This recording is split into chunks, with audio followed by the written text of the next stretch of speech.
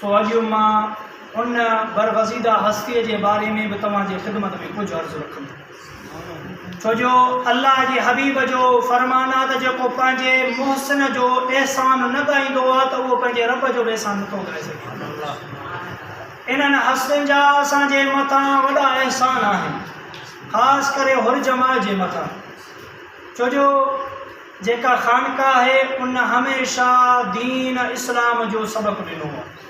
जामिया राशिदिया हुजे या जामिया जूं जेके बि ब्रांचूं आहिनि, 200 खां मथे ब्रांचूं आहिनि, इन्हनि खे जेकॾहिं को हलाइण वारो आहे त साईं छत्रधणी बादशाह ऐं मौजूदा साईं जन हलाइनि था।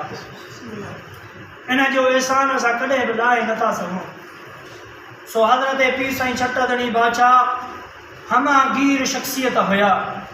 उन्हनि जे शख़्सियतनि खे असां मूं जहिड़ो कम अज़ कम माण्हू जेको कम इल्मु कम अकुल वारो आहे उहो त बयानु करे कोन थो सघे, पर जेकॾहिं को आलिम हुजे, को इल्मु वारो हुजे, तॾहिं बि छत्रधणी बादशाह जे अज़मत खे बयानु नथो करे सघे।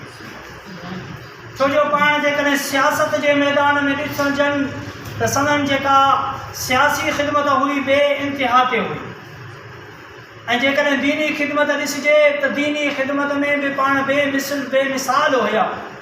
जे सखावत जे हिसाब सां ॾिसिजे त पाण सखावत में बि बेमिसाल हुया। ऐं जेकॾहिं पाण तरीक़त शरीयत ख़ानकाई हिसाब सां पीरी मुरीदीअ जे हिसाब सां ॾिसिजे त पाण वक़्त जा कामिल अकमल वली ऐं कामिल मुर्शिद हुया। हज़रत पीर साईं छत्रधणी बादशाह कंहिं दावत ते हुया, पीर साईं सां सहाफ़ी अची करे बीठा। सहाफ़िन सवाल कयो त साईं तव्हां हिन दौर में वज़ीर आज़म कंहिंखे करणु चाहियो था? हाणे सहाफ़िन सवाल कयो, ग़ालिबन उहा दावत पार जी हुई, यानी लाड़काणे या शिकारपुर जे साइड जी। उन टाइम में जेका दावत मानी पाण वापरायूं उहे थाम वरी मोहम्मद ख़ान जूणे जो खणी रहियो। हुन सहाफ़ी जीअं सुवाल कयो त साईं तव्हां पंहिंजो वज़ीर आज़म कंहिंखे ॾिसणु चाहियो था, त पाण फ़ौरन हुन मोहम्मद ख़ान जूणे जे तरफ़ इशारो करे चयो त हिन खे मां वज़ीर आज़म ॾिसणु चाहियां थो। सहाफ़ी हैरान थी वियो त हिकिड़ो मुलाज़िम जेको थांव खणी करे ऐं वञी रहियो आहे, पाण छत्रधणी बादशाह हुनखे वज़ीर आज़म था चवणु चाहिनि। सहाफ़ी बि सम्झो त हीउ आम माण्हू जो ज़बान न आहे, हीअ अलाह जे वलीअ जी ज़बान आहे। हुन लिखी छॾियो त इहो वक़्त जो वज़ीर आज़म थींदो।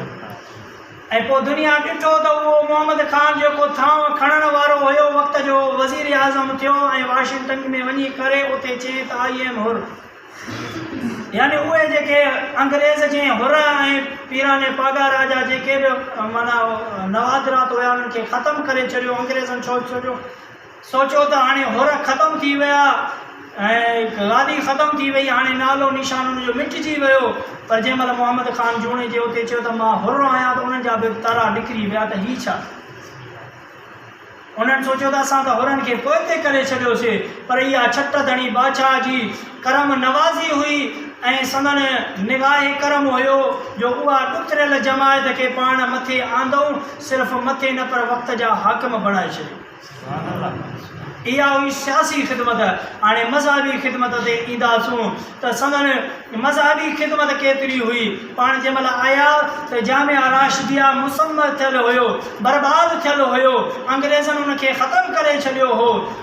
मुफ़्ती मोहम्मद साले मां रहमतुल्लाह अलैह पाण दरगाह शरीफ़ जी हिकिड़ी मस्जिद में पढ़ाईंदा हुआ। उते जेको कोरिन ऐं ॿिया जेके दरगाह जा जेके पाड़े वारा हुया उन्हनि जा ॿार पढ़ाईंदा हुआ।